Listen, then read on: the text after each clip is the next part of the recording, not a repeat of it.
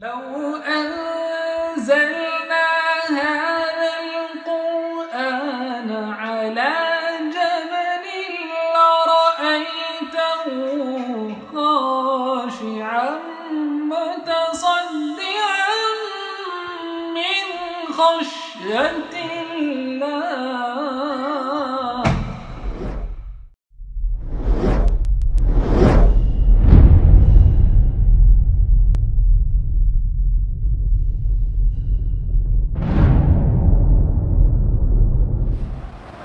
الله. الحمدللہ وحدہ والصلاة والسلام علی من لا نبی بعد. واعوذ باللہ من الشیطان الرجیم. بسم اللہ الرحمن الرحیم. رب زدنی علما. بسم اللہ الرحمن الرحیم. رب اشرح لی صدری ویسر لی امری واحلل عقدۃ من لسانی یفقہوا قولی. میری عزیز سامعات، درس قرآن مجید میں آپ سب کا تہہ دل سے خیر مقدم ہے. السلام علیکم ورحمۃ اللہ وبرکاتہ. کیسے آپ سبھی لوگ؟ الحمدللہ. اللہ تعالیٰ کرے کہ آپ اچھے رہیں، خوشحال رہیں. اللہ تعالیٰ آپ کو اور آپ کی فیملی کو، خصوصاً آپ کے بچوں کو کووڈ-19 پینڈیمک سے محفوظ رکھے. اللہ تعالیٰ آپ کو اور آپ کی فیملی کو سوشل ایول سے محفوظ رکھے، لغویات سے بچائے، اور اللہ تعالیٰ صراط مستقیم پر رکھے، الٹیمیٹلی جنت کا مستحق بنا دے. آمین آمین. جزاک اللہ خیرا. درس قرآن مجید میں کون سی سورہ چل رہی ہے؟ سورہ طٰہٰ. سورہ طٰہٰ کی لاسٹ ویک ہم لوگوں نے کس آیت تک مکمل کیا تھا؟ بالکل صحیح. آج بالکل صحیح بتا رہے آپ لوگ. 108 تک ہوا تھا، اور ہوا تھا لاسٹ ویک ہوا تھا 99 سے 108 تک. اور آج ہم لوگ باقاعدہ تفصیل سے جانیں گے آیت نمبر 109 آنورڈس. لیکن ہم لوگ لاسٹ ویک کا ریویژن لیتے ہیں، اس لیے پہلے ہم لوگ سمری جانیں گے لاسٹ ویک جو پریزنٹ کیا گیا تھا، یعنی سورہ طٰہٰ آیت نمبر 99 to 109. آیت نمبر 99 میں ہم لوگوں نے جانا تھا کہ اللہ تعالیٰ نے اپنے نبی صلی اللہ علیہ وسلم کو ایڈریس کر کے فرمایا کہ دیکھو، اسی طرح ہم آپ کو سناتے ہیں پچھلے لوگوں کے حالات جو گزر چکا ہے. اور اس کا مقصد ہم نے آپ کو بتایا تھا لاسٹ ویک بھی، اور اگلی آیت میں بھی ہے. اور ہم نے آپ کو خاص اپنے پاس سے ذکر عطا کیا. ٹھیک ہے، یہ قرآن مجید الذکر ہے، اور اللہ تعالیٰ نے نبی صلی اللہ علیہ وسلم کو سنانے کے ساتھ ساتھ پوری دنیا کو سنا دیا کہ ایکچولی کیا ہوا تھا پچھلے لوگوں کے ساتھ. ظاہر ہے وہ ایک ریمائنڈر ہے ہمارے لیے کہ اللہ تعالیٰ کی فرما برداری کریں گے تو سرخرو ہوں گے، اور اللہ اور رسول کی نافرمانی کریں گے تو خار ہو جائیں گے. آیت نمبر 100 میں ہے کہ جس نے اس قرآن سے اعراض کیا تو وہ قیامت کے دن کیا کرے گا؟ بہت بھاری بوجھ اٹھائے گا. اور یہ لوگ ہمیشہ اس کیفیت میں رہیں گے، اور وہ بہت برا بوجھ ہوگا جو قیامت کے دن لوگ اٹھائیں گے. اللہم لا تجعلنا منہم.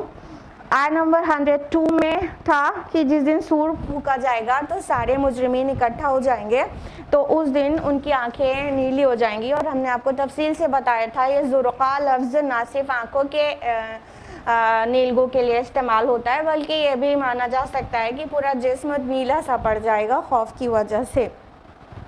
اور پھر وہ اتنی خوف کے عالم میں چپکے چپکے ایک دوسرے سے کیا باتیں کر رہے ہوں گے کہ کیا ہم دنیا میں کتنے دن رہے، یا تو پھر برزخی زندگی میں کتنے دن رہے. تو کوئی کہے گا 10 دن. جو ان میں سب سے زیادہ متوسم شخص ہوگا، بہت زیادہ سمجھ بوجھ والا، جو اس میں سب سے زیادہ عقلمند اور کیلکولیشن میں ماہر شخص ہوگا، وہ کہے گا تم نہیں رہے ہو مگر 1 دن، اس سے زیادہ نہیں رہے ہو.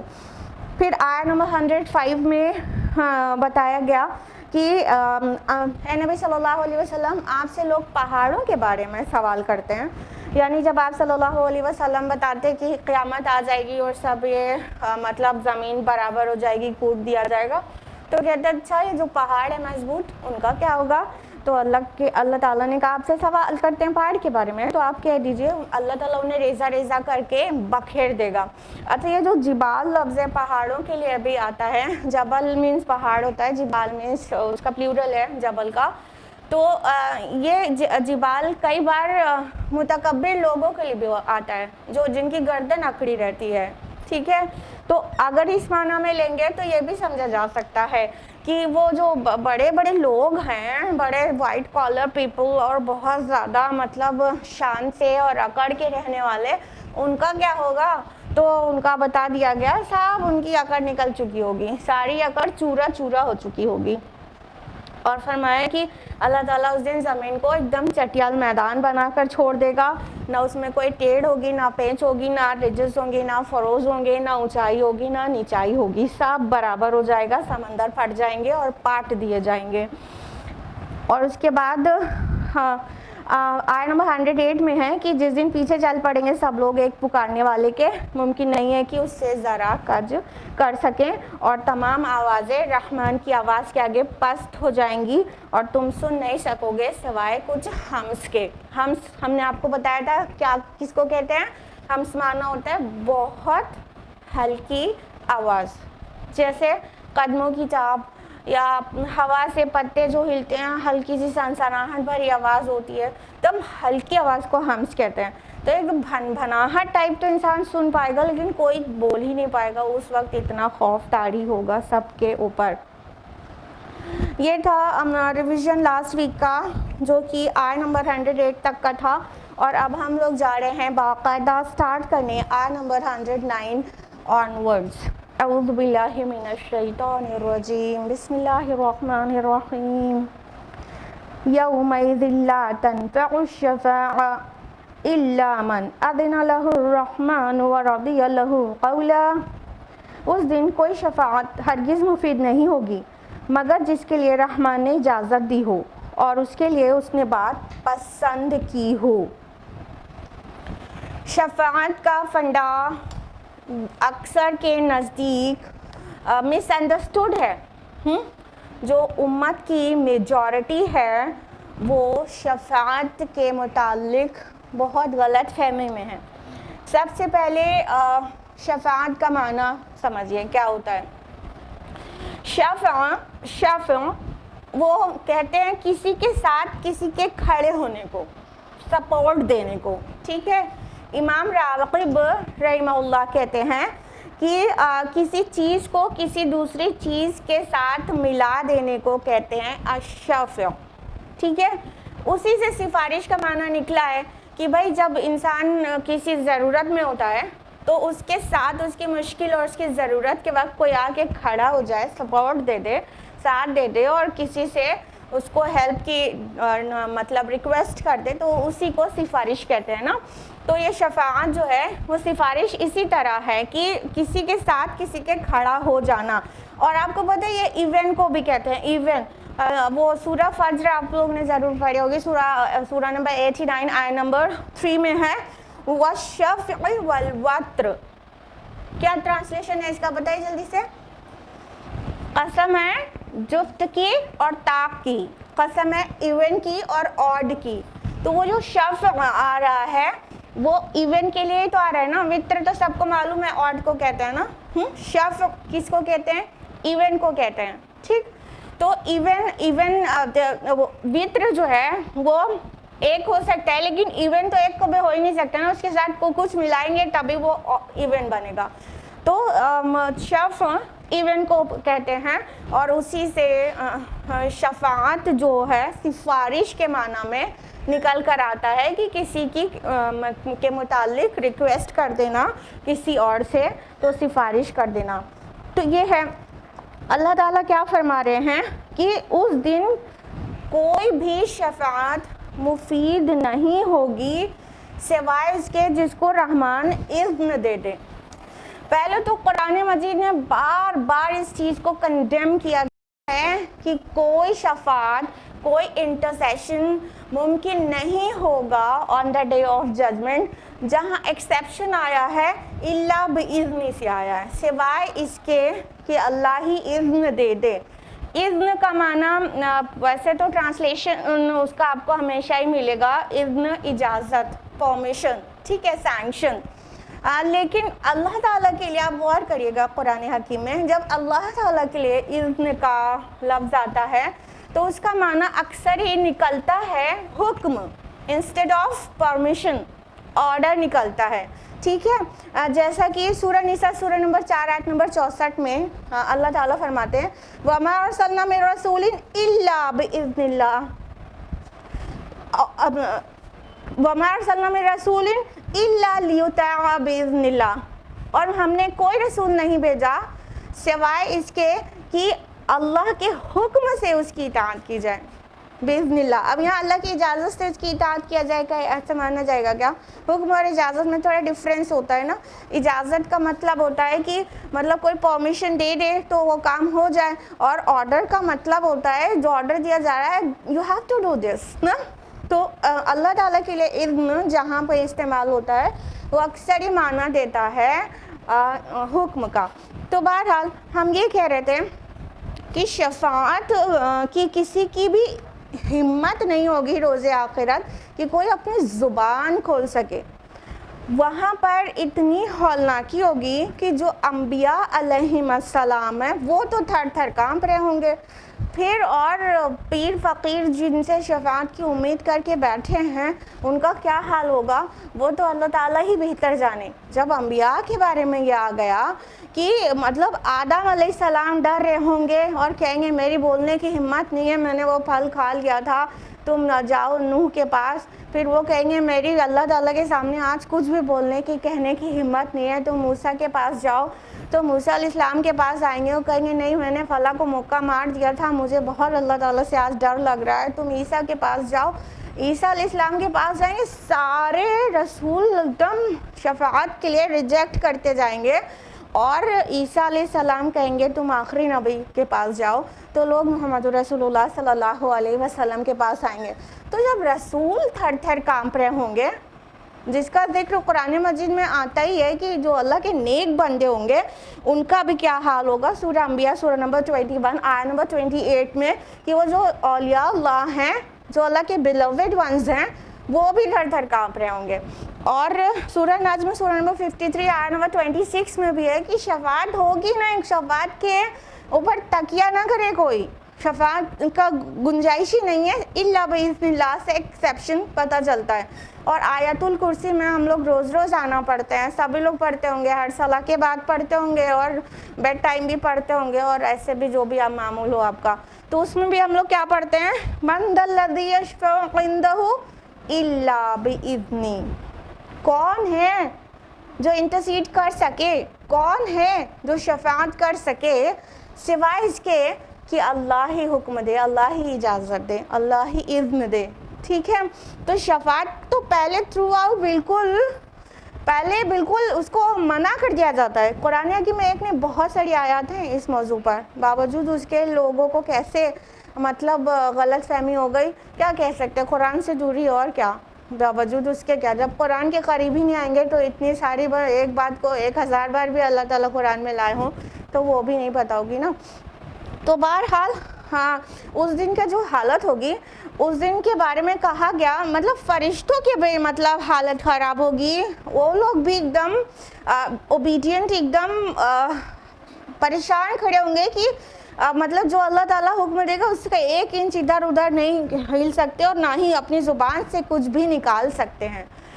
अब जो सूरह नंबर पढ़ते होंगे आप लोग, सूरह नंबर 78 आयत नंबर 38 में है, कितनी उसको पिक्चराइज किया गया है, जैसे यौम यक़ूमुर रूह वल मलाइकतु सफ़्फ़ा, जिस दिन रूह और फरिश्ते सब बस्ता खड़े होंगे, क्यों में बिल्कुल खड़े होंगे एकदम, ला यतकल्लमूना इल्ला मन अज़िन लहुर रहमान व क़ाल सवाबा, और उस दिन कोई भी रहमान से बोलने की हिम्मत नहीं कर सकेगा सिवाय उसके जिसको रहमान ही चाहे, अल्लाह ही चाहे, और वो ठीक ठीक बात कहे, सही बात कहे, माकूल बात कहे।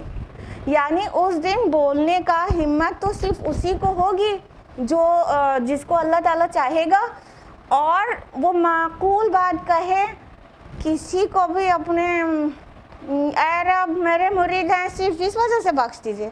हाँ, चाहे वो मुरीद जो है वो चाहे क्या क्या करके बैठा हो, रिश्वतें लेता हो, और चाहे वो बदकार जानी हो, सिर्फ इसलिए किसी को क्या बख्श दिया जाएगा कि वो मुरीद किसी का था। यही तो यहाँ पर मना किया जा रहा है कि नहीं, अपनी मर्जी से शफात नहीं होगी। शफात कैसे होगी? सिर्फ उसकी होगी जिसको अल्लाह चाहेगा, सिर्फ उसके लिए होगी जिसके लिए अल्लाह ताला इजाज़त दे देगा। ठीक है, तो शफात के तकिए से क्या होता है? शिर्क की पैदावार होती है। इसलिए शफात के मुतालिक इतनी बार डिनायल आया है, बहुत बार। देखिए, जो मुशरिकीन मक्का थे वो अल्लाह ताला को जानते थे कि नहीं? अल्लाह नाम से पुकारते थे कि नहीं? जानते थे ना। इसी नाम से हमारे अराउंड के जो मुशरिक हैं वो तो अल्लाह नहीं बोलते, बट वो जो थे मुशरिकीन अरब वो अल्लाह ताला को अल्लाह नाम से पुकारते थे, इलाह भी कहते थे, अल्लाह भी कहते थे। ठीक है, उनका शिर्क क्या था? उनके जो माबूदाने बातिल थे उनके मुतालिक उनका अकीदा था कि ये अल्लाह के हमारे सिफारिशी हैं। They'll intercede us in front of Allah subhanahu wa ta'ala, ये हमारी सिफारिश करेंगे। हाँ, उनका ये अकीदा था। यही शिर्क है। तो चूँकि अगर सिफारिश का भी मतलब कॉन्सेप्ट सही ना रहे तो सीधा शिर्क का दरवाज़ा खुल जाता है। तो अल्लाह ताला ने कुरान हकीम में बहुत बार इस बात को वाज़ेह कर दिया कि कोई शफात नहीं होगी, कोई शफात नहीं होगी, किसी को शफात का हक हासिल नहीं होगा।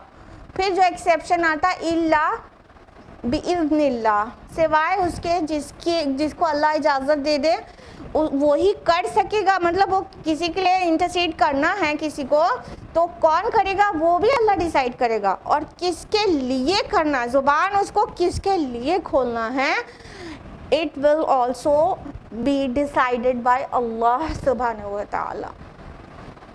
तो अल्लाह ताला की मर्ज़ी से होगी। ऐसे नहीं है कि मतलब एक किसी के झंडे तले आ जाओ और उनके मुरीद बच जाओ और फिर वो सबको हम बख्शवा देंगे। इसकी वजह से देखते हैं सोशल इविल्स का दरवाज़ा पूरा खुला रहता है। एक तो शिर्किया अक़ीदा हो गया, दूसरा क्या कि मतलब इंसान सोचता है, अब आपने देखा होगा ना जाने कितने दौलतमंद ऐसे हैं जो हराम तरीक़े से कमाते हैं, रिश्वत लेते हैं और सूद लेते हैं, बदकारी करते हैं, तस्करी करते हैं और ना जाने क्या कुछ करते हैं। ठीक, ये सारे कुछ करते हुए कोई एक पीर तलाश लेते हैं। एक पीर तलाश, यानी उनके अंदर रूह तो है ही ना, उनको जो भी मज़हब से ताल्लुक़ रखते हैं उनको अंदर से एक फीलिंग तो आती ही है ना कि मतलब मरना है और आखिरत में उठना है। अगरचे ईमान बिल आखिरत थोड़ा सा भी हुआ तो एक डर तो रहता ही है। जिसके अंदर ईमान बिल आखिरा है, चाहे वो मतलब मुसलमान हो चाहे वो गैर मुस्लिमीन हो, दूसरे मज़ाहिब में भी तो आखिरत का तस्वुर है ना, तो वो एक पीर टाइप कैरेक्टर कोई पकड़ लेता है। हम पीर कह रहे हैं, अलग अलग मज़ाहिब में अलग अलग नाम दिया जाता है। ठीक है, तो जैसे पोप की पोजीशन है, भाई पोप जो कहेंगे वो होगा।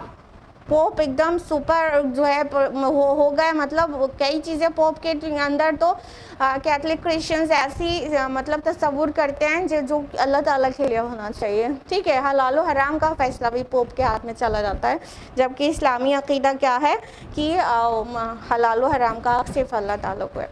तो हम ये कह रहे थे कि ऐसे पोप, पादरी, फ़कीर, पीर, पुरोहित, पंडित, इस तरह के एक लोग तलाश कर लेते हैं, फिर उनको उनकी जेब गर्म करते रहते हैं और अपने सारे काले कारनामे कंटिन्यूड रखते हैं। यानी रिश्वत लेना है, लेते रहो, पीर साहब की जेब गर्म करते रहो, फिर उसके बाद बख्शवाना तो उनका काम रहेगा ना। पूरी तरह से इत्मीनान रखते हैं कि जो भी कुछ गलत होगा पीर साहब तो है ना, उनके झंडे के नीचे आ जाएंगे और वो अल्लाह ताला से माज़ अल्लाह हट कर देंगे बैठकर, ضد پہ اڑ جائیں گے کہ جب تک میرے مریدین کو نہیں بخشا ہے اللہ تب تک میں بھی جنت میں نہیں جاؤں گا وغیرہ وغیرہ.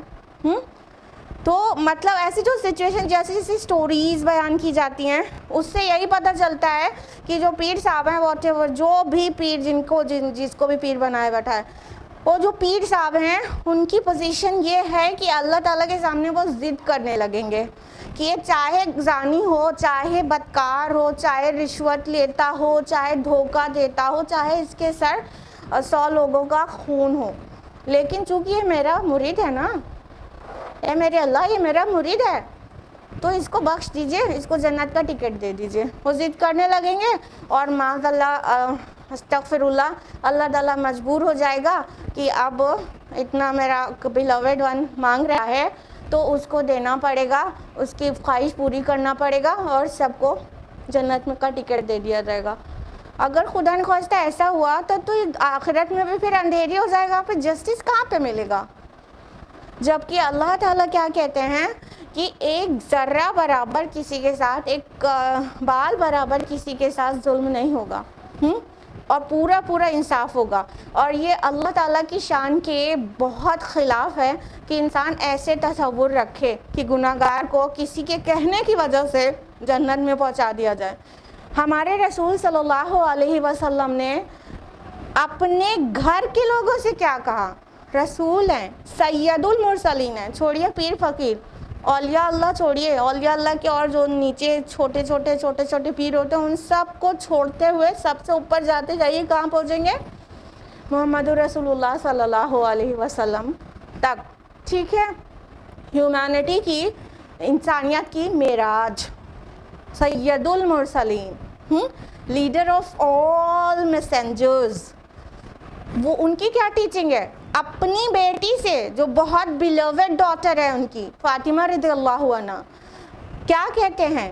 یا فاطمہ تو بنت محمد انقذ نفسک من النار، اے فاطمہ، اے محمد کی بیٹی اپنے آپ کو آگ سے بچاؤ، میں کچھ نہیں کر سکتا تمہارے لیے، تم اپنے آپ کو خود آگ سے بچاؤ، میرے رسول ہونے کی وجہ سے تم کو جنت نہیں مل جائے گی.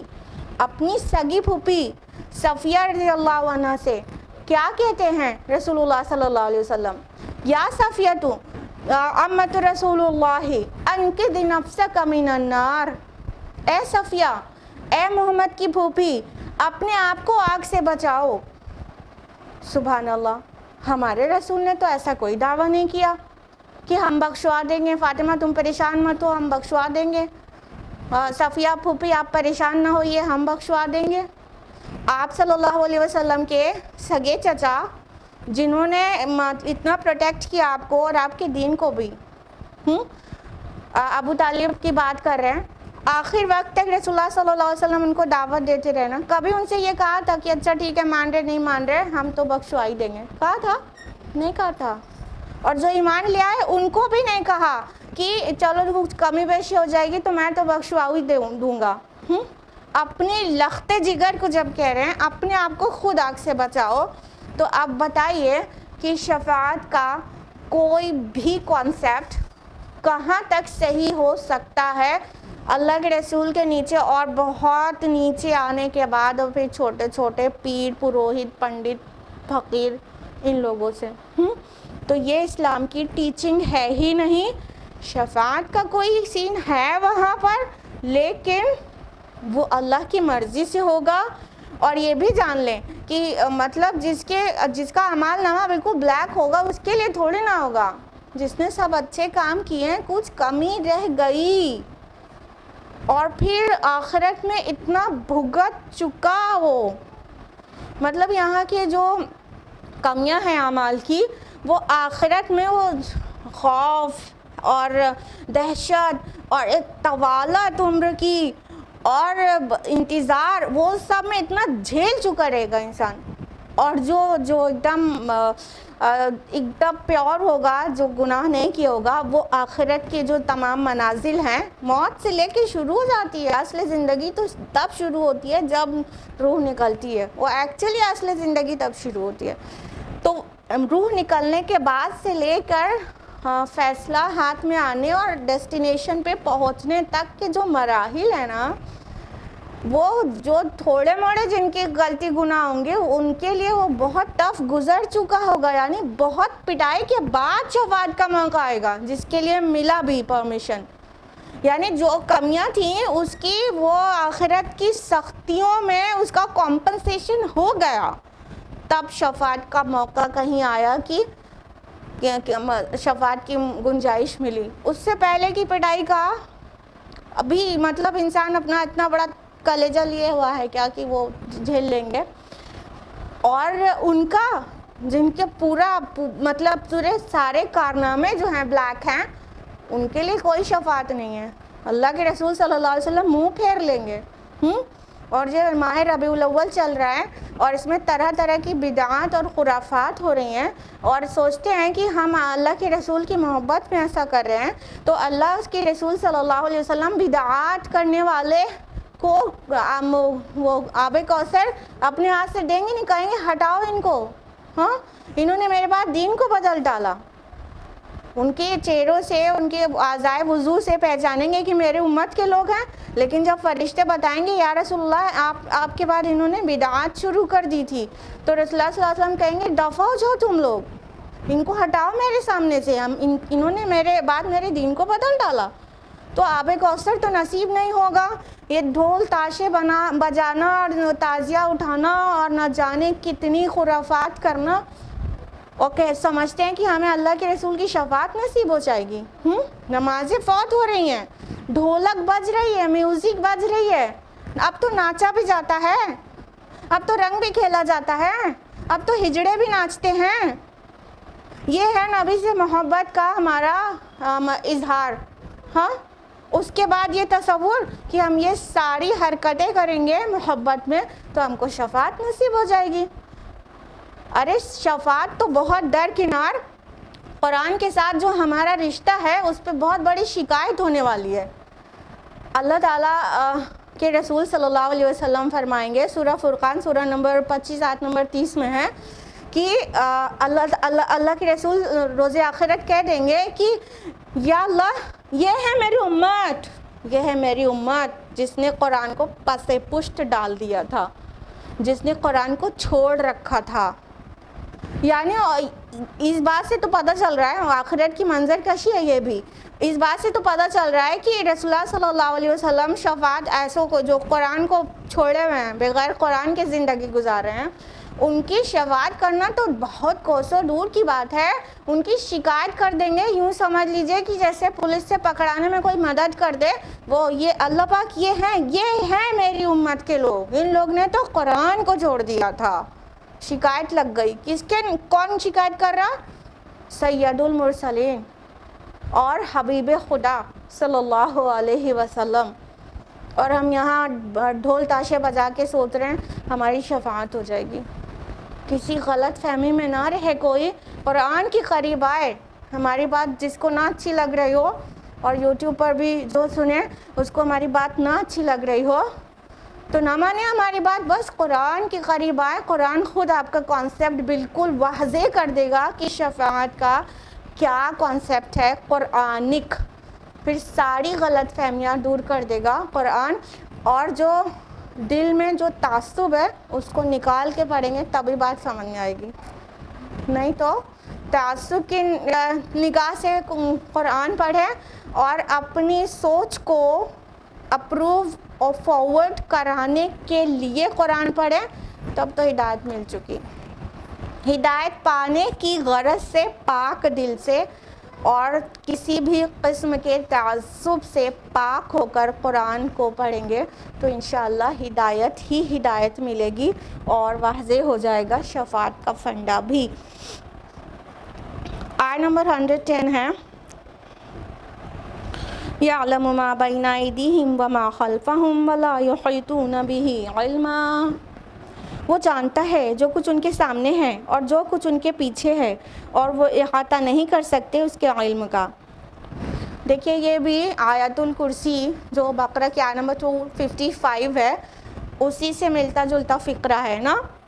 उसमें भी पढ़ते ना, यअलमु मा बैना अयदीहिम व मा खल्फहुम व ला युहीतूना بشیء من علمہ الا بما شاء.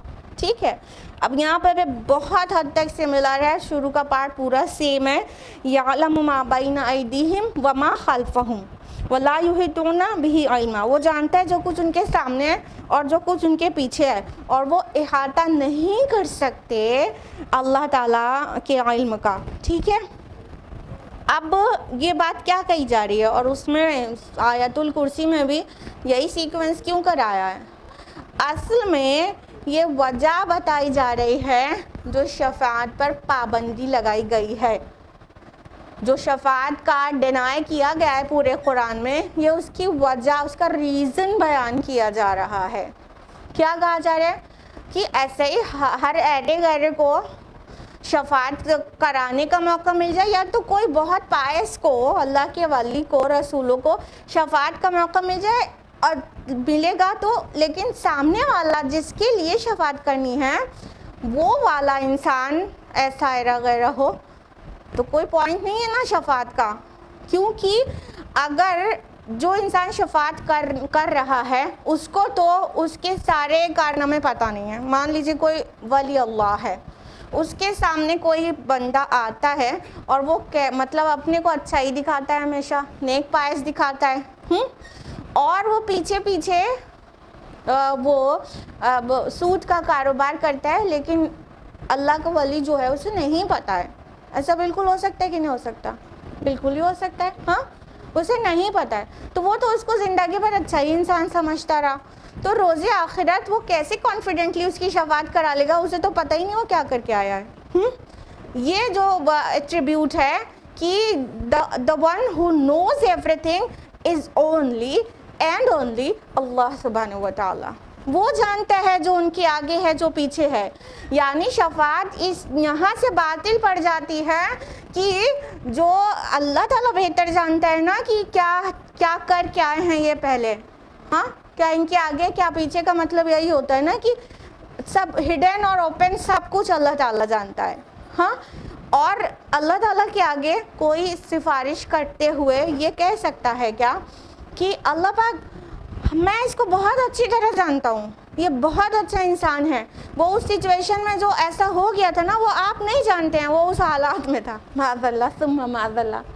جیسے سفارشی جب کوئی جاتا ہے کسی حاکم کے پاس نا, تو ہو جاتی ہے کچھ کمیاں, یا کوئی باس ہے وہ کسی امپلائی سے ناراض ہو گیا اور اس کو ڈسمس کر دیا, ٹھیک ہے, کوئی غلطی پر, تو کوئی سفارش کرنے پہنچا تو وہ حاکم سے یا باس سے وہ جا کے کہے گا نہیں یہ پرسن بہت اچھا ہے, آپ مینٹین کریے, میں اسے بہت اچھی طرح جانتا ہوں, یہ بہت اچھا ہے. وہ جو آفس میں ایک غلطی ہو گئی نا وہ آپ نہیں جانتے, اس کا ریزن وہ تھا. تو یہی بول سکتے ہیں نا دنیا میں انسان ایک دوسرے کے لیے, آپ نہیں جانتے وہ کچھ سچویشن میں اس سے ہو گیا تھا. یہی بات تو کوئی اللہ سے نہیں بول سکتا نا. اللہ پاک یہ بہت اچھا ہے میرا مرید, یہ بہت نیک پائس ہے, آپ نہیں جانتے ہیں, یہ بہت ہے, میں اس کو جانتا ہوں, معاذ اللہ ثم معاذ اللہ ثم معاذ اللہ. تو اللہ تعالیٰ نے وجہ بیان کر دی کہ کیوں شفاعت باطل ہے, کہ کوئی کو بھی حق مل جائے, کسی کے لیے بھی مل جائے. کیونکہ جو شفاعت کرنے والا ہوگا وہ اول آخر تو نہیں جان رہا ہوگا نا اس کا, جس کے لیے شفاعت کر رہا ہے. اسی لیے سامنے اور پیچھے, آگے اور پیچھے کا, یعنی ریویلڈ اور ہڈن کا جاننے والا صرف اللہ ہے, تو اس لیے وہ اجازت دے گا کس کے لیے کرنی ہے. اب کوئی مسئلہ نہیں رہے گا. اللہ تو جانتا ہی ہے, اللہ کے سامنے کسی کو یہ تو کہنا نہیں پڑے گا آپ نہیں جانتے, تو اللہ جانتا ہی ہے کہ ہاں اس کا باقی سب کلیئر ہے, تھوڑا سا ہے مسئلہ, تو اللہ تو جانتا ہی ہے, تو اجازت دے دے گا کہ ٹھیک ہے اس کے متعلق جو کہو, جو کہنا چاہتے ہو. اب یہ شفاعت کا حق کسی کو دینا کرنے کا, یہ بہت بڑا اعزاز ہے, یہ بہت بڑا مطلب اللہ تعالیٰ کی بلیسنگ ہے کہ نبی صلی اللہ علیہ وسلم کو شفاعت کا موقع ملے گا, تو یہ کتنی بڑی بلیسنگ ہے. یعنی اللہ تو جانتا ہی ہے نا سر جس کے لیے شفاعت کی جائے, اللہ تو جانتا ہی نا اس کا اگلا پچھلا, لیکن اللہ اپنے خاص بندوں کو موقع دے رہا ہے کہ وہ اپنی ول بھی کچھ بیان کرنا چاہتے ہیں تو کریں, اور اللہ تعالیٰ اسے کنسیڈر کر لے. اور اللہ تعالیٰ اسے مان لے اور ان کی عزت بڑھا دے، جس نے شفاعت کی ہے، جس نے ریکویسٹ کی ہے، اس کی عزت کو ایلیویٹ کر دے. تو یہ ان کے مطلب ریسپیکٹ کا ایلیویشن ہے. اور انسان سمجھتا ہے کہ کوئی بھی کر لے گا اور کسی کے لیے بھی کر لے گا. کسی کے لیے کرنے کا تو یہاں پہ سے ختم ہی ہو گیا کہ اللہ تعالیٰ تو اتنا جانتا ہے کہ no one can encompass anything of his knowledge. کوئی بھی اللہ تعالیٰ کے علم کا احاطہ نہیں کر سکتا، انسرکل انکمپاس نہیں کر سکتا. یعنی اللہ تعالیٰ تو سب کچھ جانتا ہے، تو کون سمجھ سکتا ہے کہ اللہ کیا کچھ جانتا ہے. ہم لوگ تو بس اسی کلمے کے زیر سایہ پناہ لے سکتے ہیں، وَهُوَ عَلَىٰ كُلِّ شَيْءٍ عَلِيمٌ. بس اس سے زیادہ ہم سمجھ ہی نہیں کر سکتے کہ کتنا جانتا ہے. ہاں، کسی سائنٹسٹ کے بارے میں اندازہ لگا سکتے ہیں کہ ہاں وہ مائکرو بایولوجی کا سائنٹسٹ ہے، تو مائکرو بایولوجی میں بہت کچھ جانتا ہے. کسی لیول پہ ہم پتہ لگا سکتے ہیں، لیکن جو سب کچھ جانتا ہے اس کی کوئی لمٹ ہی نہیں ہے. تو ہمارے 100-150 گرام کے برین میں یہ بات آ پائے گی کہ کتنا جانتا ہے اللہ تعالیٰ. ہاں، تو اللہ تعالیٰ نے قرآن میں بار بار کہہ دیا کہ وَلَا يُحِيطُونَ بِهِ عِلْمًا، اس کے علم کا کوئی احاطہ نہیں کر سکتا، کوئی انسرکل انکمپاس نہیں کر سکتا. اس کا علم جتنا ہے کوئی بھی نہیں سمجھ سکتا کتنا وہ جانتا ہے. تو اللہ تعالیٰ شفاعت کا موقع دیں گے، لیکن کس کو دیں گے وہ بھی اللہ کی چوائس ہوگی، کس کے لیے دیں گے وہ بھی اللہ کی چوائس ہوگی. اور باطل جو فنڈا ہے شفاعت کا، اس کی تردید ہونی چاہیے، بہت حسن کے ساتھ سمجھایا جانا چاہیے اور قرآن پکڑا دینا چاہیے ایسے لوگوں کو تاکہ وہ بچ جائیں. اور بہت دعائے خیر بھی کرنا چاہیے، کیونکہ جو لوگ ایسا سوچتے چلے جاتے ہیں اور پھر غلط روش پہ رہتے ہیں اور سوچتے ہیں کہ بخش تو دیے جائیں گے کیونکہ میں تو ان سے مرید ہوں، تو اتنی رحم آتا ہے نا ان کے اوپر، ترس آتا ہے، سوچتے کیسے سمجھائیں، یہ تو بات سمجھ ہی نہیں رہے. تو بہت دعا کریں، قرآن پکڑا دیں، قرآن کے قریب لانے کی کوشش کریں. انشاءاللہ قرآن سکھا دے گا. اگر وہ تعصب کے بغیر پڑھیں گے تو انشاءاللہ قرآن سکھا دے گا کہ کرنا کیا ہے اور تم کیا کر رہے ہو، سمجھنا کیسے تھا اور تم کیا سمجھ رہے ہو. آیت نمبر 111 وَعَنَتِ الْوُجُوهُ لِلْحَيِّ الْقَيُّومِ، اور سب چہرے جھکے ہوئے ہوں گے اس ہستی کے حضور جو حی القیوم ہے. وَقَدْ خَابَ مَنْ حَمَلَ ظُلْمًا، اور یقیناً خائب و خاسر ہوا وہ جس نے ظلم کا بوجھ اٹھایا. اب آخرت کی منظر کشی تو ہے ہی، ڈے آف ججمنٹ. اللہ تعالیٰ فرما رہے ہیں کہ سب چہرے اس کے آگے جھک گئے ہوں گے. یعنی اگر اس کو رف لینگویج میں بولا جائے تو یہ کہنا ہوگا کہ جتنی لمبی اونچی گردنوں والے تھے سب کی گردنیں اس دن جھک گئی ہوں گی. یعنی بہت لوگ کتنا اکڑ کے چلتے اور بولتے ہیں نا، سارا دولت کا نشہ اور نام اور شہرت کا نشہ صرف ان کی گردنی سے سمجھ میں آ جاتا ہے. ہاں، تو مطلب یہ جتنے نشے والے تھے جن کی گردن ایٹھی رہتی تھی ہمیشہ اور اکڑ کے چلتے، اکڑ کے بولتے تھے، ان کے چہرے کا ایکسپریشن بھی جو ہے متکبرانہ ہوتا تھا، وہ سب نکل جائے گا اور سب جھک جائیں گے اس دن. اور کس کے سامنے کہا گیا؟ للحی القیوم. یہاں پہ اللہ تعالیٰ کے دو ایسے اسماء آئے ہیں جس کے متعلق امید کی جاتی ہے، اندازہ لگایا جاتا ہے کہ یہ اسم العظم ہے اللہ تعالیٰ کا. جس کے متعلق حدیث میں آتا ہے کہ اسم العظم کے حوالے سے جو دعا مانگو گے تو قبول ہوگی. تو یہ تھرڈ پلیس ہے مصحف میں جو یہ دونوں الفاظ ایک ساتھ آئے ہیں. جیسے کہ آپ سبھی کو معلوم ہی ہے کہ سورہ بقرہ کی آیت نمبر 255 یعنی آیت الکرسی میں بھی الحی القیوم آیا ہے, اور سورہ آل عمران کی آیت نمبر 2 میں الحی القیوم آیا ہے, اور یہ تیسری جگہ ہے جہاں پر یہ دونوں ایک ساتھ آئے ہیں. تو یہ مطلب اس سے اندازہ لگایا جاتا ہے کہ یہ اللہ کا اسم اعظم ہے. اور اگر یہ بات اندازہ یہ صحیح ہے تو جب آپ اپنی دعائیں کریں تو اللہ تعالیٰ کے اس نام اس صفت کے حوالے سے کریں. اب دیکھیں یہاں پر جو الحی القیوم لفظ آیا ہے تو اس کا کیا میننگ جانتے ہیں آپ لوگ بتائیے؟ الحی مینس زندہ, بس اس سے زیادہ اردو میں ورڈ نہیں ملے گا. القیوم مینس ٹھیک ہے ہمیشہ قائم رہنے والا, یہ آپ لوگ بتا رہے ہیں ٹھیک ہے. اصل میں عربی کے الفاظ کے دوسرے ٹرانسلیشن میں جانے کے بعد وہ دوسری لینگویج میں اتنی ریسٹرکشن ہوتی ہے کہ وہ پورا مفہوم شامل نہیں ہو پاتا ہے. تو الحی کا مطلب یہ نہیں ہوگا کہ صرف زندہ, الحی کا مطلب ہوگا جو اپنی ذات سے زندہ ہے, جو ہمیشہ سے زندہ ہے, جو ہمیشہ زندہ رہے گا, جس کی زندگی کسی کی عطائی نہیں ہے, ذاتی ہے اور وہ اینڈلیس ہے. یہ اتنے سارے مفاہیم اس میں شامل کریں گے تب ورڈ الحی کا مفہوم کسی قدر پورا ہو سکے گا, ورنہ عربی زبان کے جو الفاظ ہیں وہ اپنے آپ میں اتنے جامع ہوتے ہیں کہ وہ سارے مفہوم اس کے اندر سمو جاتے ہیں ایک لفظ میں.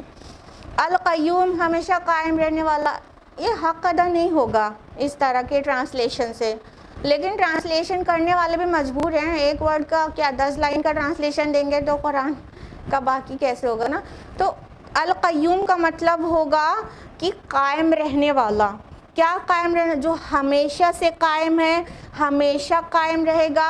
اس کا قائم رہنا کسی کے قائم کرنے سے نہیں ہے, اس کا قائم رہنا ذاتی ہے, قدیم ہے, ٹھیک ہے. تو یہ ساری چیزیں شامل کریں گے تب القیوم کا مفہوم ادا ہوگا. تو اللہ تعالیٰ کے علم اور اس کی قدرت کا بیان قرآن مجید میں بہت جگہ پر ہے, اور اس کے زندہ اور قائم رہنے کا بیان بھی ہے, کیونکہ یہ جو اللہ تعالیٰ کی صفت ہے یہ دوسرے مذاہب کے خداؤں کی صفات سے اللہ تعالیٰ کو الگ کرتی ہے, خاص بناتی ہے. کیونکہ دوسرے مذاہب میں کیا ہے, دیکھیے ان کیا ہیں, جو بھی کریٹر ہے ان کا جو تصور ہے, ٹھیک ہے, ان کے خدا الگ نہیں ہے, ان کے تصورات جو ہیں, کریٹر جو ہے, جو بھی برہما ہے کریٹر ہے, اس نے ورلڈ کو کریٹ کیا, کریٹ کر کے چھوڑ دیا, اب اس سے مطلب نہیں ہے. لیکن اللہ تعالیٰ کے نے جو قرآن حکیم میں اپنی صفات بیان کی ہے تو وہ اس طرح کا خدا نہیں ہے کہ بس وہ کریٹ کر دے اور پھر چھوڑ دے, بلکہ وہ ہر دم زندہ ہے اور قائم ہے اور واچ کر رہا ہے اور پوری کائنات کی تدبیر میں لگا ہوا ہے, وہ ریسٹ نہیں لے رہا ہے. جیسے کہ عیسائیت کا فنڈا ہے بک آف جینیسس میں, جب کریشن آف یونیورس کے متعلق جو ورسز ہیں اس میں آتا ہے کہ مطلب God has created the heavens and the earth in 6 days and on 7th day God ٹوک ریسٹ. قرآن حکیم کیا کہتا ہے؟ اللہ تعالیٰ تھک جاتا ہے, اس کو آرام کی ضرورت ہے. 6 دن میں زمین آسمان کو بنا دیا, 7ویں دن آرام کیا. قرآن حکیم کہتے ہیں 7ویں دن آرام, تو کیا اللہ تعالیٰ الحی القیوم ہے, وہ ہمیشہ زندہ, ہمیشہ قائم ہے اور وہ تدبیریں کر رہا ہے, آرام کی ضرورت نہیں ہے. لا تأخذہ سنۃ ولا نوم, اس کو نہ اونگ آتی ہے نہ نیند آتی ہے, تو آرام کی اسے کچھ بھی ضرورت نہیں ہے, وہ کبھی تھکتا نہیں ہے کہ اس کو آرام کی ضرورت ہوگی. تو وہ زندہ اور قائم رہنے والا ہے. اور اس میں یہ بھی مفہوم شامل ہے کہ جتنوں کی اور زندگی اور قیام ہے وہ سب اللہ کے دینے سے ہے, اس الحی القیوم کے ذات کے دینے سے ہے. یعنی جس کو زندگی ملی تو اللہ کی عطا سے ملی، جو قائم ہے، زندہ ہے، اسٹیبلش ہے، جس بھی وے میں لے، وہ جو قائم ہے وہ اللہ کے قائم کرنے سے قائم ہے۔ 500 سال پرانے ٹریز بھی ابھی زندہ ہیں کہیں نا، وہ اللہ کے زندہ رکھنے سے زندہ ہیں، وہ اللہ کے قائم رکھنے سے قائم ہے۔ انسان جتنے دن تک زندہ ہے، یا ایلیفنٹ ہے، یا ویل ہے، یا کوئی چھوٹا کریچر ہے، جتنی دیر کے لیے اسے زندگی اور قیام ملا ہے وہ اللہ کے دینے سے ملا ہے، اور جب اللہ لے لیتا ہے تو اس کی زندگی بھی گئی اور قیام بھی گیا۔ تو یہ الحی القیوم ذات ہے اللہ رب العالمین کی، جو کہ خود تو اپنی ذات سے زندہ اور قائم ہے، باقیوں کا زندگی اور قیام اس کا عطائی ہے، اس کا دیا ہوا ہے، اس کے رحم و کرم پر ہے۔ فرمایا کہ یقیناً جو خائب و خاسر ہوا وہ اس نے ظلم کا بوجھ اٹھایا، یعنی کہ جس نے اپنے آپ کو برباد کر لیا۔ جو بھی انسان مطلب جو گناہ گاروں کے بارے میں ڈسکرپشن تھا نا کہ چہرے ان کے جھکے ہوئے ہوں گے اور الحی القیوم کے سامنے، تو وہ کیا ہوں گے؟ وہ سب غائب ہو گئے، وہ خراب ہو گئے، وہ برباد ہو گئے، وہ ڈسٹرائے ہو گئے۔ ڈسٹرکٹیو کام کیے تھے انہوں نے دنیا میں، اور انہوں نے کیا کیا؟ ظلم کا بوجھ اٹھایا۔ ظلم سب سے بڑا کون سا ہے؟ بالکل، ماشاءاللہ آپ سبھی کو سب کچھ پتا ہے۔ کچھ دن کے بعد آپ لوگ درس قرآن کرا کریے۔ اللہ تعالیٰ قرآن حکیم میں واضح کرتے ہیں نا، سورہ لقمان سورہ نمبر 31 آیت نمبر 13 میں کہ ان الشرک لظلم عظیم۔ ماشاءاللہ سب کو یاد ہے وہ والی آیت، کہ بے شک شرک ظلم عظیم ہے۔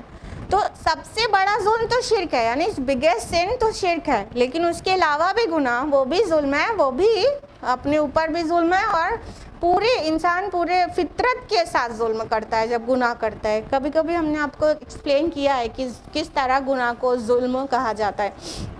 تو اس نے تو بہت بڑے ظلم کا بوجھ اٹھا لیا، اور آپ شفاعت کی کانسیپٹ کو مس انڈرسٹوڈ کر کے تو اس نے تو شرک کا بوجھ اٹھا لیا، سب سے بڑے ظلم کا بوجھ اٹھا لیا۔ فرمایا وَمَن يَعْمَلْ مِنَ الصَّالِحَاتِ وَهُوَ مُؤْمِنٌ فَلَا يُخَافُ ظُلْمًا وَلَا هَضْمًا، اور جس کسی نے نیک اعمال کیے ہوں اور وہ مومن ہوگا تو اسے نہ کسی بے انصافی کا اندیشہ ہوگا اور نہ کسی زیادتی کا۔ اب دیکھیں گناہگار کی بات ہوئی تو نیک اعمال کرنے والوں کی بھی بات ہونی چاہیے، کیونکہ سائملٹینیس کنٹراسٹ اکثر قرآن مجید میں آتا رہتا ہے۔ تو اللہ تعالیٰ فرما رہے ہیں کہ جس نے نیک اعمال کیے، من الصالحات، من الصالحات سے کیا پتہ چل رہا ہے؟ بہت ڈھیر ساری نیکیاں نہیں، تھوڑی سی نیکیاں۔ من الصالحات، نیکیوں میں سے، صالح چیزوں میں سے تھوڑا سا بھی کیا ہوگا، اور وَهُوَ مُؤْمِنٌ، بشرطے کہ وہ مومن ہو، ایمان ہو، ایمان کے ساتھ کیا ہو، ایمان کی بنیاد پر کیا ہو، بغیر ایمان کے نہیں کیا ہو، کیونکہ جو اعمال بغیر ایمان کے ہوتے ہیں وہ اعمال صالح ہونا کوالیفائی ہی نہیں کرتے ہیں۔ اعمال صالحات صرف وہ ہیں جو ایمان کے ساتھ ہوتے ہیں، اچھے اعمال، ٹھیک ہے۔ تو اللہ تعالیٰ فرما رہے جو بھی نیک عمل کرے گا، تھوڑی سی نیکیاں بھی لے کر آئے گا ایمان کے ساتھ، صحیح والا، خالص والا ایمان، تو اس کو کسی قسم کی ناانصافی کا کوئی بھی اندیشہ نہیں ہوگا اور کسی قسم کی زیادتی نہیں کی جائے گی اس کے ساتھ۔ وَلَا يُظْلَمُونَ فَتِيلًا، اور وہ ذرا سا بھی ظلم نہیں کرتا۔ فتیل کہتے ہیں اس کو، کھجور کے اندر کی گٹھلی میں ایک دھاگے جیسا ایک پتلا سا نکلتا ہے، وہ فتیل ہوتا ہے۔ تو اتنا دھاگے برابر بھی ظلم اللہ تعالیٰ نہیں کرے گا، یعنی جو بھی ایمان اور اعمال صالحات کا اپنی کمائی لے کر آئے گا تو اللہ تعالیٰ اسے خوش کر دے گا، اس کے ساتھ کوئی زیادتی کچھ بھی نہیں ہوگا، اور جو کچھ بھی اعمال اس نے کیا ہوگا وہ سب اسے وہ پا لے گا، یعنی کوئی ایک چھوٹی سی بھی نیکی ایسی نہیں ہوگی جو چھوٹ گئی ہو، اس کے نامہ اعمال میں درج نہ ہو، ہاں کوئی چھوٹی سی بھی نیکی. اگر وہ راستے میں جا رہے تھے, راستے میں کچھ پریشان کرنے والی چیز, کانٹا یا کنکڑ پڑا تھا, اسے لگا کسی کو نقصان ہو جائے گا, اس نے کنارے کر دیا اور آگے بڑھا, اسی وقت انسان بھول گیا, اسی وقت. کل اور پرسوں اور 10 سال بعد اور پوری زندگی کے بعد 50 سال بعد کوئی سوال ہی نہیں اسے یاد ہو. ہاں لیکن وہ جو روز آخرت اس کا نامہ اعمال ملے گا, وہ نیکی بھی وہاں درج پائے گا, اور کہے گا کہ ارے اس میں سے تو نہ کوئی چھوٹی چیز چھوٹی ہے نہ بڑی.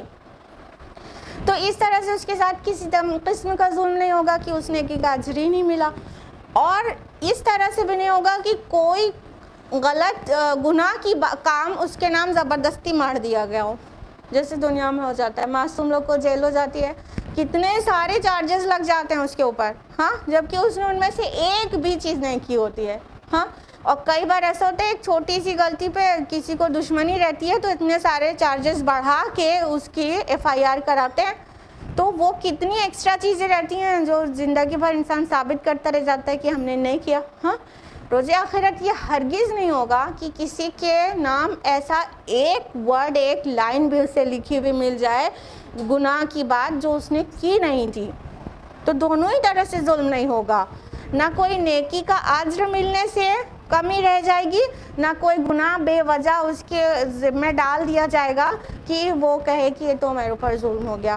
تو اللہ تعالیٰ جسٹ ہے, وہ بہت زیادہ عدل کرنے والا ہے, کسی کے ساتھ ذرہ برابر کا بھی ظلم ناانصافی نہیں ہوگی. وَكَذَلِكَ أَنزَلْنَاهُ قُرْآنًا عَرَبِيًّا وَصَرَّفْنَا فِيهِ مِنَ الْوَعِيدِ, اور اسی طرح ہم نے نازل کیا ہے اس کلام کو عربی زبان بنا کر, اور پھر پھر کر بیان کیے ہیں ہم نے اس میں تمام وعیدیں. لَعَلَّهُمْ يَتَّقُونَ أَوْ يُحْدِثُ لَهُمْ ذِكْرًا, شاید کہ وہ تقوی اختیار کریں یا پیدا کریں ان کے دلوں میں کچھ یاد دہانی. اب اللہ سبحانہ تعالیٰ فرما رہے ہیں کہ اسی طرح ہم نے اس کتاب کو, اس قرآن کو عربی زبان والا بنا کر آپ کو دیا ہے, اور اس میں پھر پھر کر ریپیٹڈلی مثالیں اور وعیدیں ساری چیز بیان کر دی ہیں تاکہ یہ لوگ تقوی اختیار کریں اور کچھ ریمائنڈرز انہیں ملے. پہلی بات تو یہاں پہ کہا گیا کہ قرآن کو عربی زبان کا بنا کر اتارا گیا ہے. تو عربی زبان کا اتارنے سے کیا مراد ہے؟ ایک بات تو یہ کہ جو قرآن کے مخاطب اول تھے وہ کون لوگ تھے؟ اہل عرب تھے, ان کی اپنی زبان کون سی تھی؟ عربی زبان تھی. تو مخاطب اول جو ہیں وہ جو لینگویج سمجھتے ہیں اسی میں تو کتاب آئے گی. اس سے پہلے کے رسولوں نے بھی ان کو جہاں پہ مبعوث کیا گیا وہاں پہ جو لوکل لینگویج ہوتی تھی اسی لینگویج میں کتابیں آئی ہیں, اکثر عبرانی زبان میں آئی ہیں. تو وہ وہیں جو ان کی لوکیلٹی تھی اس جگہ کی لینگویج تھی. تو ہمارے پیارے نبی صلی اللہ علیہ وسلم عرب میں پیدا ہوئے, عرب میں پلے بڑھے, اور ان کے اراؤنڈ سارے لوگوں کی زبان عربی تھی. تو قرآن مجید عربی زبان میں آیا. لیکن بات اتنی سی نہیں ہے, اصل میں عربی زبان اتنی جامع زبان ہے, اتنی کمپریہنسو لینگویج ہے کہ اور کوئی زبان آپ کو ایسی نہیں ملے گی جیسی عربی زبان ہے. اور اس کے بہت سارے میریکلز ہیں, یعنی مطلب عربی زبان جلدی سے یاد ہو جاتی ہے اور ایک ایک بات, مطلب آپ دیکھیے ترجمہ دیکھیے کبھی کہ ایک فقرہ میں کا ٹرانسلیشن 1.5 لائن 2 لائن کا بنتا ہے. ہاں, تو عربی اتنی کمپریہنسو ہے, کبھی کبھی قرآن میں کوئی ایک ورڈ ایسا آ جاتا ہے جس کے 6 7 8 10 ورڈز کا میننگ نکلتی ہے, سب کچھ ایک ورڈ میں سمایا رہتا ہے, میننگ خالی بتا رہے ہیں. ٹھیک ہے, تو عربک بہت کمپریہنسو لینگویج بھی ہے, بہت میریکولس ہے, بہت پیاری بھی ہے, سیکھنے کے لیے بھی آسان ہے, میمورائز کرنے کے لیے بھی آسان ہے. مطلب ان گنت فوائد ہیں عربی زبان ہونے کے. ورنہ یہ تو اللہ تعالیٰ کی مرضی تھی نا کہ وہ اللہ تعالیٰ اپنا آخری نبی کہاں پیدا کرے, کون سی زبان بولتا ہو. چائنا میں پیدا کر دیتا تو پھر چائنیز میں آتا قرآن. ہاں, لیکن اللہ تعالیٰ نے تو اپنے آخری نبی کو عرب میں پیدا کیا, ان کی زبان عربی بنایا اور آخری کلام پھر عربی زبان میں بھیجا نا. کوئی بھی بات الل ٹپ تو نہیں ہو رہی ہوتی. اللہ تعالیٰ کی مشیت ہوتی سب کے پیچھے، لا محدود حکمت ہوتی ہے. تو اللہ تعالیٰ فرما رہے کہ ہم نے تم کو اس کلام کو عربی زبان بنا کر نازل کیا ہے، اور اب پھیر پھیر کر مثالیں وعیدیں بیان کر دیں. وَصَرَّفْنَا، پھیر پھیر کر. تصریف کسی کہتے ہیں جو چیز ریپیٹ ہوتی ہے بار بار، اس کو تصریف کہتے ہیں نا. وہ تصریف الرِّیاح، ہوا جب بہتی ہے تو کیا ہوتا ہے، پھیلتی ہے نا سب طرف، تو جو بکھرنا، پھیلنا، ریپیٹ ہونا، یہ تصریف ہوتی ہے نا. تو وصرفنا، اللہ تعالیٰ نے وعیدیں بیان کیے ایک بار نہیں، پھیر پھیر کر. شاید لاسٹ ویک ہی ہم نے آپ کو بولا تھا کہ ارے خالی ایمانیات کی بات ہوتی تو no less than 50 آیات میں کام چل گیا ہوتا. ہاں، پھر more than 6000 آیات کیوں کرے قرآن مجید میں؟ تو اللہ تعالیٰ دیکھیے بیان کر رہے ہیں کہ ہم نے ہر طرح سے تمہیں متنبع کیا، سب طرح سے ڈرا دیا ہے پھیر پھیر کر. کبھی موسیٰ علیہ السلام کے نافرمانوں کا کیا انجام ہوا، وہ کس طرح سے غرق ہو گئے، فرعون اور اس کا تمام لشکر غرق ہو گیا، اس طرح سے ڈرایا گیا ہے. کبھی وعید بیان کی گئی ہے وہ اور دوسرے لوگوں کی کہ صالح علیہ السلام کی قوم ایمان نہیں لائے تو اس کے ساتھ کیا ہوا. ٹھیک، تو ڈفرینٹ ٹائپ سے وعیدیں بھی، ڈراوا بھی، وارننگ بھی ڈفرینٹ ٹائپ سے بار بار ریپیٹ کر کے بیان کر دی گئی. کبھی جہنم سے ڈرایا گیا کہ جو الٹیمیٹ ڈیسٹینیشن جس کا جہنم ہوگا وہاں کیسی چیخ پکار مچی ہوگی اور کیسا ہولناک ہوگا. کبھی ڈے آف ججمنٹ میں کتنی وحشت ہوگی. اس طرح سے ڈرایا گیا. بات صرف ڈرانے کی نہیں ہے، بات یہاں پہ یہ ہے نا وعید، تو اس لیے ہم آپ کو بتا رہے ہیں وعید کے ہی سارے ایگزامپلز. ورنہ ہدایت جس سے مل جائے اس چیز کو بار بار ریپیٹ کیا گیا ہے. تو ایک ڈرنے سے بھی انسان ہدایت حاصل کرتا ہے، مان جاتا ہے. اور دوسرا طریقہ ہوتا ہے نصیحت سے، وعظ سے.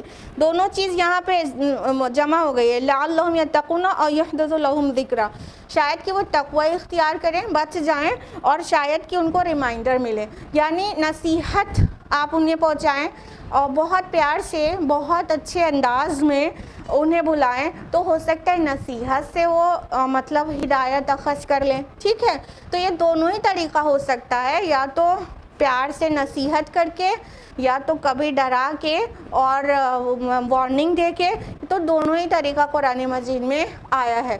تو اور اس کا جو الٹیمیٹ گول ہے وہ کیا ہے؟ کیا ہے الٹیمیٹ گول ان ساری باتوں کا؟ یہی کہ انسان ہدایت پا جائے، جہنم سے بچ جائے، جنت کا مستحق بنا لے. مطلب ہمارا رب، ہم خود اپنے لیے جو جتنا کنسرن نہیں رہتے، اس سے ان گنت ٹائمز اللہ تعالی ہمارے لیے کنسرنڈ ہے کہ بس میرا بندہ آگ سے بچ جائے، آگ سے بچ جائے. ورنہ اللہ تعالیٰ کو مطلب رسولوں کا بھیجنا، کتابوں کا بھیجنا، ایک ہی بات کو ریپیٹ کر کے بار بار وعید بیان کرنا، اسے اس کا خود کا کیا فائدہ ہے؟ ان ساری باتوں کا نچوڑ یہ ہے کہ اللہ تعالیٰ چاہتا ہے بندہ میرا آگ سے بچ جائے، لہم ذکرا، تاکہ اسے کچھ ریمائنڈر مل جائے. اور ذکر کیا ہے؟ قرآن مجید الذکر ہے، یہ ریمائنڈر دیتا ہے.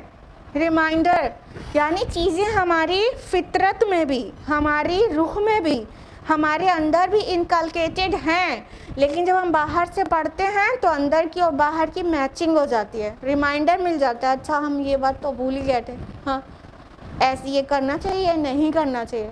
تمام طرح سے ریمائنڈ کراتا ہے قرآن. تو یہ ریمائنڈر ہے قرآن مجید، تاکہ انہیں کچھ یاد دہانی ہو، کچھ وہ ریکال کر لیں کہ وہ ان کے اندر اللہ نے خیر و شر کی تمیز رکھی ہے، اور ہم اس کے اوپر ڈھانپ رہے تھے اپنی خواہشات کو، جس کی وجہ سے وہ دب رہی تھی اندر کی آواز. یہ جب اندر جاتا ہے تو وہ اندر کی آواز کو باہر نکالنے میں مدد کرتا ہے، دل کو صاف کر دیتا ہے. تو اللہ تعالیٰ سے دعا ہے کہ اللہ تعالیٰ ہم سبھی کو قرآن مجید کو سیریس لینے کی توفیق دے، اور اس کے ساتھ ہمارے رشتے کو مضبوط کر دے، اور قرآن مجید کو ہماری شفاعت کرنے والا بنائے، اور قرآن مجید ہمارا حفظ جاں بن جائے، ہم اسے پڑھیں، سمجھیں، غور و فکر کریں، غوطہ زنی کریں اور اس کے مطابق اپنی زندگی کو ڈھال دیں. آمین. یا نمبر 113 تک ہوا ہے، انشاءاللہ 114 آنورڈز ہم لوگ نیکسٹ ویک جانیں گے. آج کے لیے اتنا ہی. جزاکم اللہ خیرا کثیرا. والسلام علیکم ورحمۃ اللہ وبرکاتہ.